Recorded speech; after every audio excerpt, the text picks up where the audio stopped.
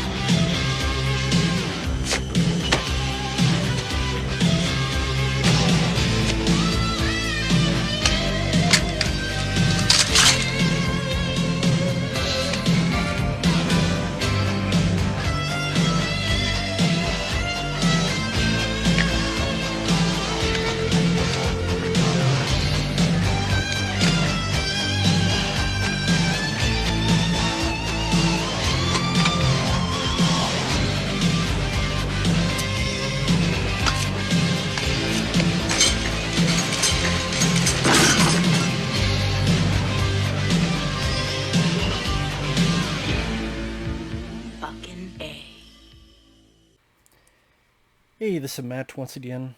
Welcome back to another review. This is another paid request, this time from Mike, OCP Communications, one of my dear friends. And for those interested in requesting any type of videos, topics, reactions, reviews, randomness, out of the blueness, feel free to send them either directly to my PayPal or join my Patreon. Both links are down below in the info box. As I sit here, I'm trying to think of how I feel about this film, because I know Mike, he did not like the film because of the ending. And I agree, this is one of those films that I can't say I'm mad in the fact that I knew what it was, because when this came out around 2018, my friend Efrey talked on Skype. He had seen the film. He wasn't a fan of the film, in particular because of the ending. And then Mike did his review. That's still up on his channel. And so, while yes, this is a cautionary tale about artificial intelligence, not that that's a new thing, okay? Leigh Whannell, director, that's not a new thing to people who stick up for the film. And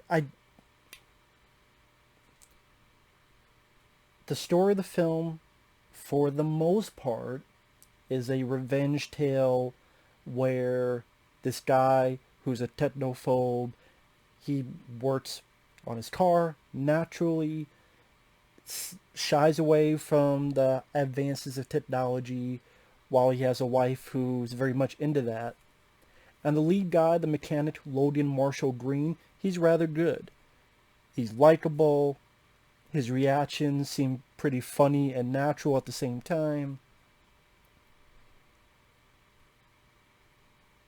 They're in a self-driving car. It crashes. Some people come up, kill the wife, put something into his neck, make him paralyzed.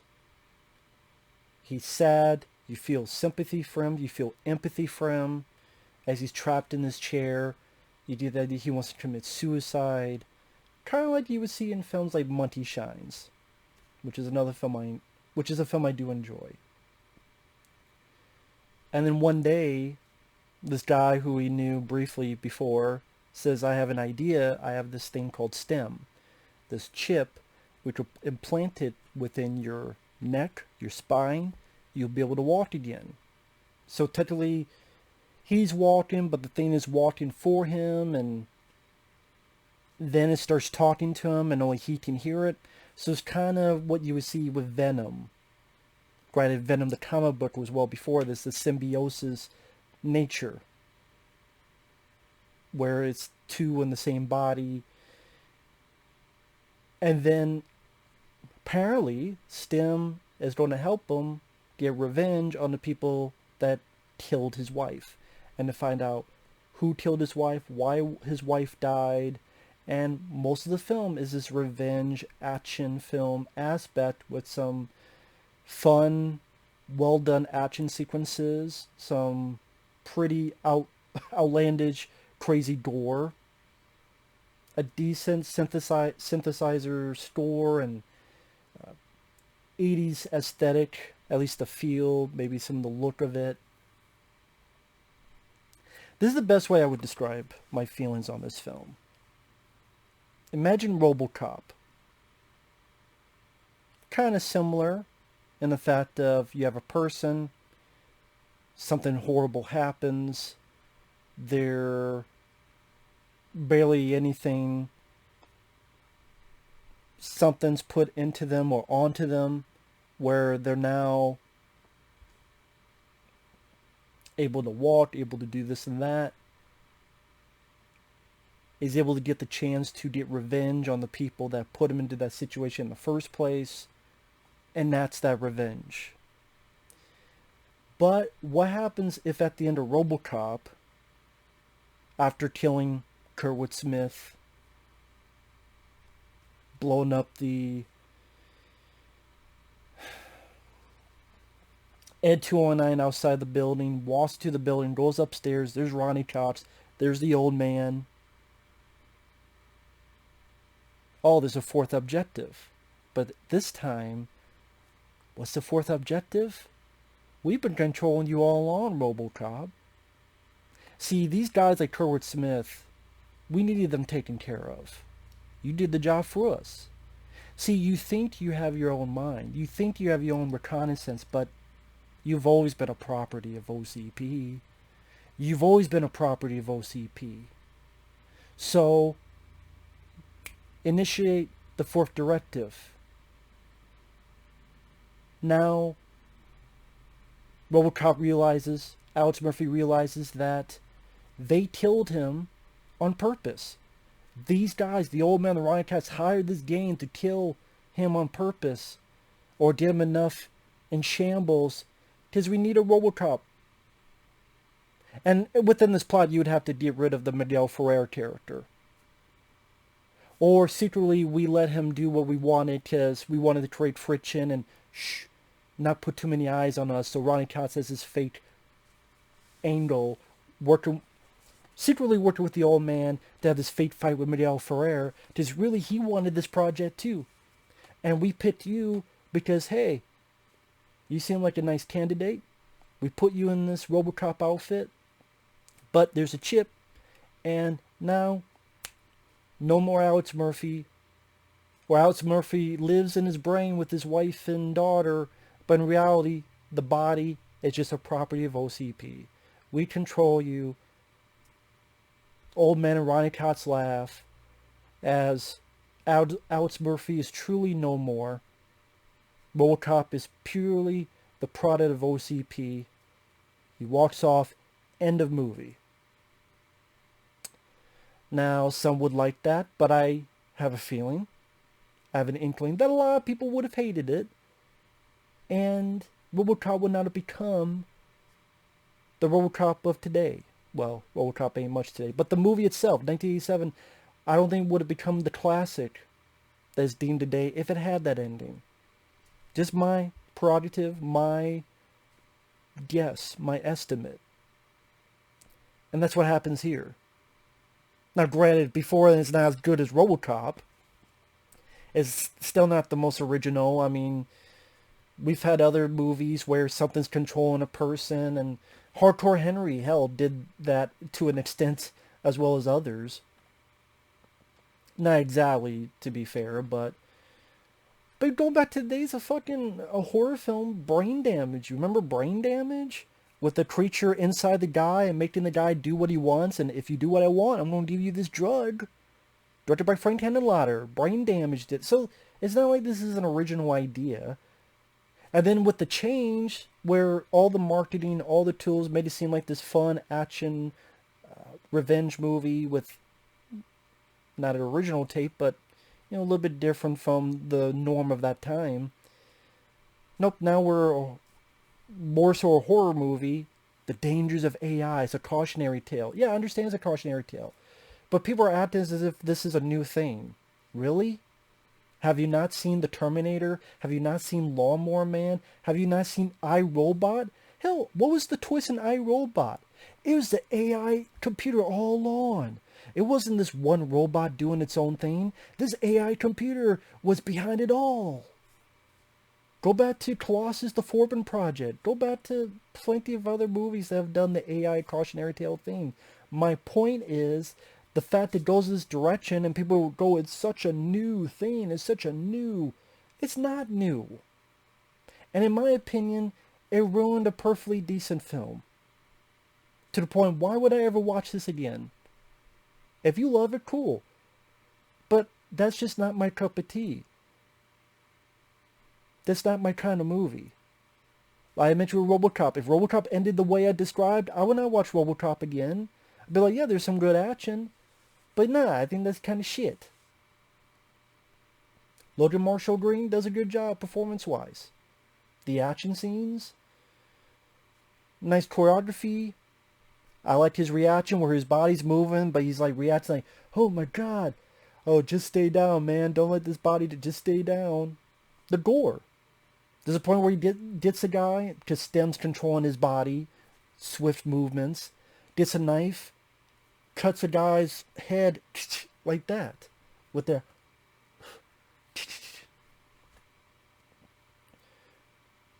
These bad guys chasing, they got guns in their wrists, which I swear I've seen that before. I can't come to mind where I've seen it before. Where a gun's like in your wrist or something. Turns it back on the guy, blows his own head off. The way, there's a point where this guy's almost enjoying it. You thought it was an invalid, but you didn't know it was a fucking ninja. Although, with Stem controlling his body, does it also give him some kind of adrenaline thing? To the point that the body has, I swear at times it seems like it has superhuman strength. Where it could do this and boom, pop a bone out. Is that what it does? Does it give him superhuman strength, like, adrenaline-wise? I'm guessing it does. I guess that's why he can, like, snap bones very easily. And while, again, what I'm getting is that this is not some original thing. Oh, the revenge aspect, that's not original. But the ending's not that original either. I mean, this is a spoiler for this film. You ever seen Repo Men with Jude Law and Forrest Whitaker? And then there's a point where you realize that a chunk of the ending you saw wasn't really what you saw. It was Jude Law's imagination in his head because he's really been fucked up. I mean, I know this is a spoiler, but Repo Men, that film did. I mean, I've seen other films do this ending. So it's not like, oh my god, this is so provocative and original and tantalizing. I'm like, no, it's like, oh, that sucks. That's a shitty ending. Yeah, I'll never see the film again.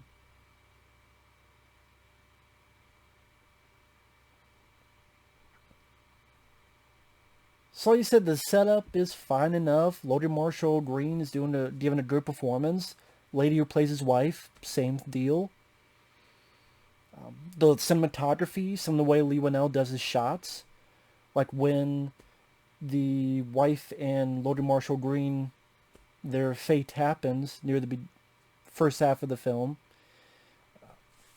The camera does this thing where it's like rolling across, there's their bodies and their city, and it's going like this turn wheel, camera work. Like I said, the action scenes, the way the swift movements, and it's not too heavily edited, it's not too cut-worthy. How Stem utilizes his body, like it can see some of the footage that the guy can't see, but Stem can see. May have control of your arm for a second. You know, okay, this sort of, again, symbiosis relationship. Again, there's been other stuff that have done that before, but, you know, okay. It's not a bad idea. And there's plenty of movies I enjoy that are not the most original. Hard Target is not original, but I love that film. Plenty of other films in that same venture. Again, I like the idea of the guy, Stem, doing all this stuff with his body, but his voice is like, God damn, like, he's reacting like we all would while his body's being super soldier. And then there's these other enhanced people, like so some that have guns in their wrists, others. This is a weird thing. He sneezes, and this stuff can get into people's. Like, he sneezes, and the spores of the sneeze have these electronic stuff that can go into someone. That seems more advanced than STEM, honestly. Okay, this chip that goes to your spine and controls your body, that's advanced.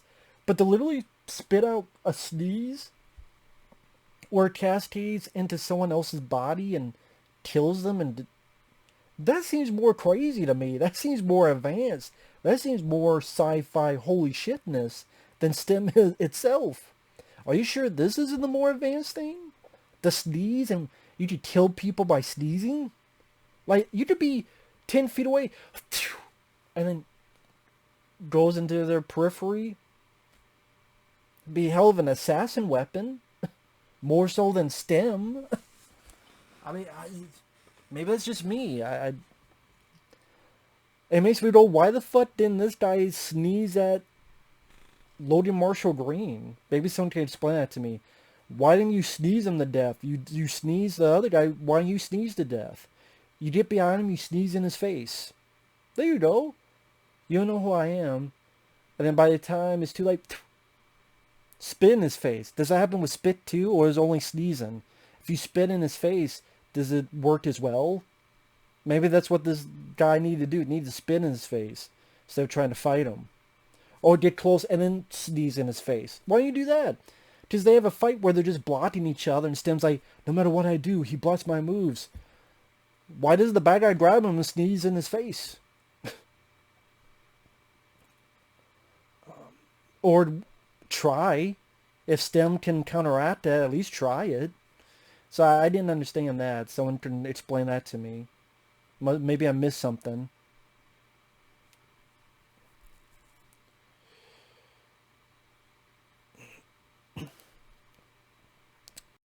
The thing though is that it wants to have this big deal at the end with this evil AI, but before then, it doesn't really do a lot with the whole aspect of this world of, aside from when he goes to this hacker and there's a bit where the guy looks over and there's these people pretty much living in VR, and he says something to the effect of, yeah, I don't understand how you could live in VR, and the hacker goes, well, because reality sucks so much, or no, reality's so painful. It's because reality's so painful, so they get lost, which leads to the ending. But other than that, there's not really a whole lot of deeper levels to the film until it tries to put that at the end. Like that one scene with the hacker mentioning that, and then the end, then it tries to have this depth to it. But before then, it's just sort of a straightforward sci-fi revenge tale. And I don't know, the ending just wasn't that satisfying. It wasn't surprising because I already knew it, and it just, I don't think it's as deep as people make it out to be. It's a cautionary tale on AI, but again, I think there are other films that have done that better, whether it be The Terminator, among others, that have done that better, the cautions of artificial intelligence. Colossus, The Forbin Project. Other movies have done that better, if you want to go that route. And as a fun fantasy action event, action gory revenge film, I'd rather go watch RoboCop. Let alone RoboCop 2. I mean, that's more satisfying in that nature. Because the ending just makes it a depressing state of affairs. Because Leigh Whannell, maybe he's trying to give some big message that I've seen this message on multiple times. Granted, that doesn't mean it makes the message mute. I mean, how many films have we had about racism? That doesn't mean it's not a valid point to talk about that, but I just very prevalent on that point because people talk about how it's so imaginative and so new and so creative. I'm like, if you haven't seen a lot of sci-fi movies, maybe.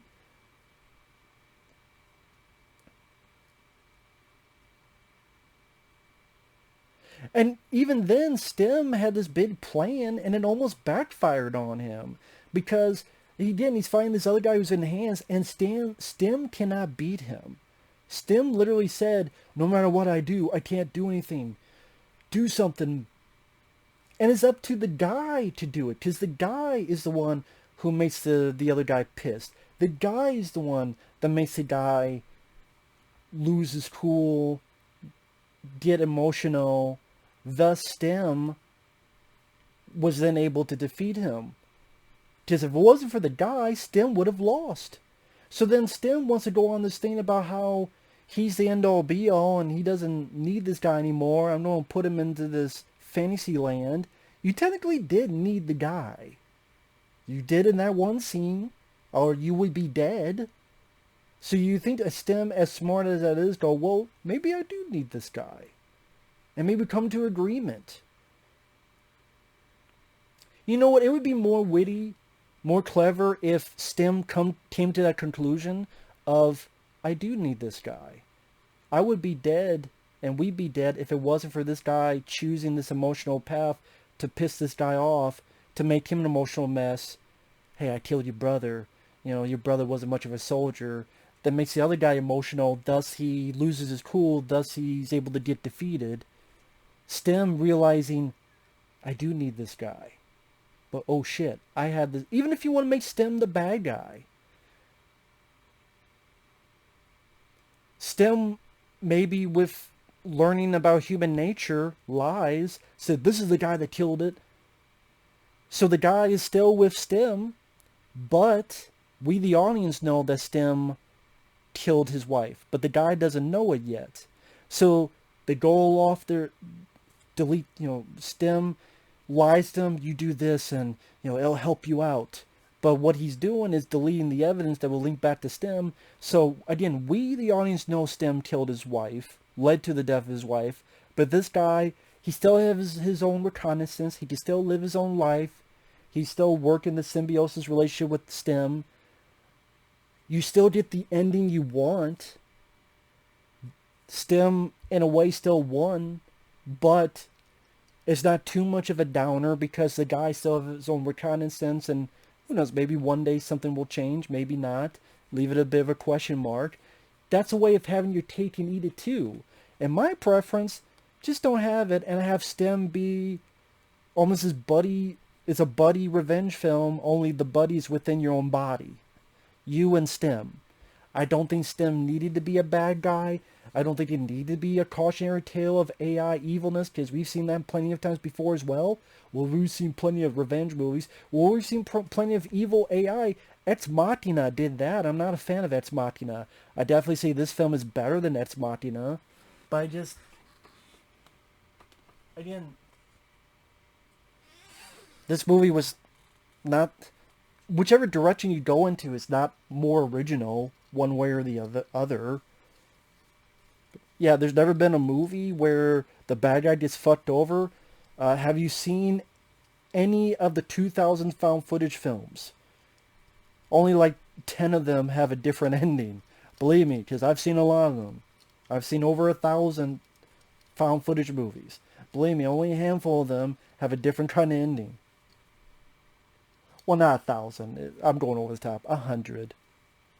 I've seen over 100. I know that. And of those 100, only a handful have a different... Like, if you want that... Any number of possession movies, or horror films, or... Fucking Hereditary, fucking Midsommar, like... Pick a movie, you'll find an ending that... They don't win in the end. Again, just like RoboCop, I would not want that ending. I didn't think the ending was not my cup of tea. Was not my cup of tea on that. It kind of ruined the vibe it was having. And while it is a good looking film with some nice looking cinematography, a couple well done action sequences, which even then, I mean, if I want to see that, I'll go see Nobody that came out. That has a lot more action and well choreographed action, a more interesting story. Go watch the John Wick films to get my fill of that. Hardcore Henry. A sci-fi movie with crazy action and Hardcore Henry was more my cup of tea. I'd rather just go watch that. This has a couple good action scenes, but it's not like wall-to-wall action. There's when he first lets Stim take over. You have a so-so car chase. There's a bit in the bathroom where he goes to a bar and has to fight a bunch of people in the bathroom. There's when he's being chased and he's fighting the guy with the gun on his arm, and then the other enhanced that could kill by the power of sneezing, but doesn't do it against this guy for some reason. That's almost all the action bits, so it's not a wall-to-wall action film, but it is what it is. And like I said, the lead guy did a good job, and the ending sucks. I mean, is it a review? Is it a rant? Is it Memorex? I don't know. It's just, I think if I knew nothing about the film, it'd be more of a rage, but am I a fan of the film? At the end of the day, no. At the end of the day, no, I'm not a fan. It's got nice merits. I would never watch it again. But if I put a rant up, people would be expecting me to, I already knew it was coming, so I can't be mad.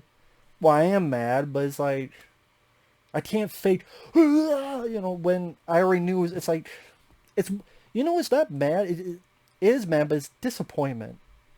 When someone goes, just disappointed in you. But a lot of people love it. It's like, well, there's plenty of other action films I enjoy more. There's plenty of other science fiction films I enjoy more. That have more action, more crazy choreography of action. I didn't. Nobody has more action. Look at the ending alone. All this other stuff. Your John Wick films have more action. Hardcore Henry has a lot more action, and that's more my cup of tea. And like I said, imagine RoboCop, and even RoboCop. Before you get to the ending, RoboCop has more to it. Has more in terms of the vast of characters of the bad guys like Kurtwood Smith, and like the characters here. Other than Logan Marshall-Green, there was a detective girl. She was alright. Not much to her, but her acting was fine. The one guy who's working with Stim and who gives him the procedure near the beginning, not much to his character. Forgettable. Not bad, but just forgettable. The people that go against him, I'm not going to remember them a week after. Do you remember a lot about the characters, other than one kills you by the power of sneeze, and one has like a gun in his wrist? But do you remember RoboCop? I remember, did you fly, Bobby? The personality of them. Not just what they could do physically, but the personality in RoboCop. And RoboCop still has the deeper themes. And I think even throughout the film, I felt it more in RoboCop. When he goes to that empty home, this home that used to be his but has been sold, and as he's watching the empty rooms, but he's visualizing what he had in the past. That tells more of the human condition than anything in this movie, in that one simple scene in RoboCop. Here, once the revenge starts, it's pretty much, go over here, where's this at? Oh, here's a clue, fight this guy, go over here, where do I need to go? Oh my god, they're going to try to hack me. Stem goes, go to this hacker. The hacker goes in so that your body doesn't get completely shut down. Oh, here's some bad guys, chase to the rooftop, make the guy shoot himself. Oh, where do I need to go? Oh, here's a detective following me. Let me lose her. I go over here. There's not a lot about the human condition in a good chunk of the film. A little bit at the beginning, a little bit at the end. In the middle, not so much. RoboCop does have that, unlike here. Even when RoboCop, Alex Murphy says a line after he kills Kurtwood Smith, hey, we're only human. Like little moments like that showcase more of the human condition than this. So yeah, this movie I do think is overrated. I'll say that. I do think it's an overrated film. It has a couple nice action beats. Idea that I could do, could be a fun idea.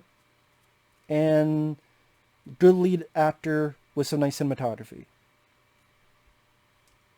But yeah, the story, Been there, done that. The ending, not that satisfying. Some ideas a bit confusing, like again, the sneezer, as I call him. I don't remember the guy's name, so I'll call him the sneezer. Someone explain that to me. How the hell does that work? And okay, why didn't he try to do that to the lead guy? That'd be more effective than trying to punch him. Why didn't you sneeze him to death? The spitting worked. I'm repeating myself. So I don't know what else to say. Maybe Mike knows. Mike, OCP, if you're watching, you tell me why didn't the guy try to sneeze him, the lead guy, to death? He's like, I don't fucking know. But yeah, disappointing film. I do wonder though, since I'm not going to put rant on it, because I'm actually curious how many people will think I like the film because I didn't put rant in it. I'm curious about that. It'd be curious to see who watches the review and who looks at the title and then comment, I love the film, glad you liked it, Matt. I'm just curious if someone does that. So that's another reason why I'm not going to put rant. I'm just curious. Not that I don't trust you guys. Many of you guys have been kind. Once in a blue moon, I do read a comment. I go, I don't know if you saw the review, man. Once in a while. So I'm curious about that. So it's a disappointing film. I think Leigh Whannell did better in the Invisible Man movie. I know a lot of people hate that film. Came out last year. I actually thought it was rather good for what it is. Is that a film I rewatch? Is that a film I want on Blu-ray? But that was pretty decent. And that ending, even though there's some illogical stuff you overcome if you want to, like, how the hell does that make sense? But with that, I still liked it. I liked it quite a bit. Oh, that's a lie. It's not quite a bit. I liked it, The Invisible Man. This one, I'd rather watch a double feature of Hardcore Henry and RoboCop. The original RoboCop. Yeah, I'll put this above the remake of RoboCop. That's not saying much. Because this guy did better than Joel Kinnaman did What Kinnaman. Like, this guy was a better actor, gave a better performance. And this is R-rated gore. Some nice stuff to see. Better than the RoboCop remake. So, okay, it's better than RoboCop remake. But, yeah, not a rewatchable film to me. I'd rather go to Hardcore Henry. That's just me. We'll see you guys later. Bye-bye.